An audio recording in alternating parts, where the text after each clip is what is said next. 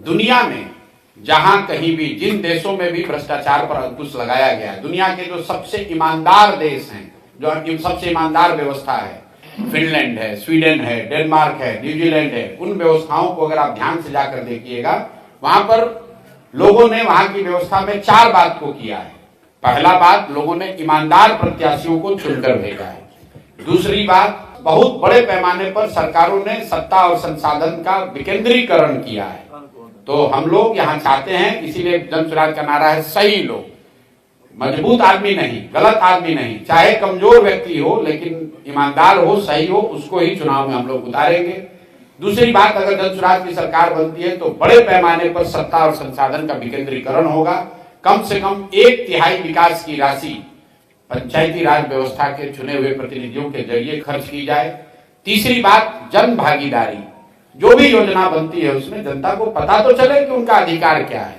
और चौथा जो उसका पिलर है, बड़े पैमाने पर टेक्नोलॉजी का प्रयोग। जैसे आप देखिए, सरकार यहां जबरदस्ती स्मार्ट मीटर लगा रही है बिजली का। किसी ने नहीं पूछा कि भाई जब तुम नल जल योजना बना रहे थे, अगर तुमने नल जल योजना में स्मार्ट मीटर लगा दिया होता तो पटना में बैठे बैठे पता चलता कि कौन सा मोटर ऑन हुआ, कितना पानी निकला, किसने कितना पानी कंज्यूम किया, तो वो तो भ्रष्टाचार पूरा उसमें कम हो जाता। अभी सरकार को पता ही नहीं कि कितना नल जल योजना चल रही है कि नहीं चल रही है।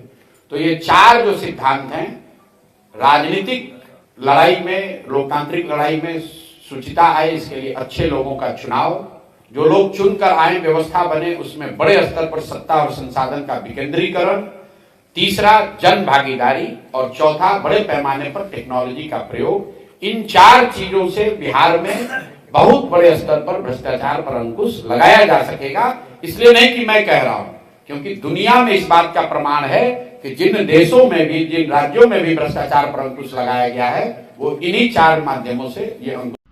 हमारा वीडियो ये पसंद आए तो लाइक करें, सब्सक्राइब करें, शेयर करें।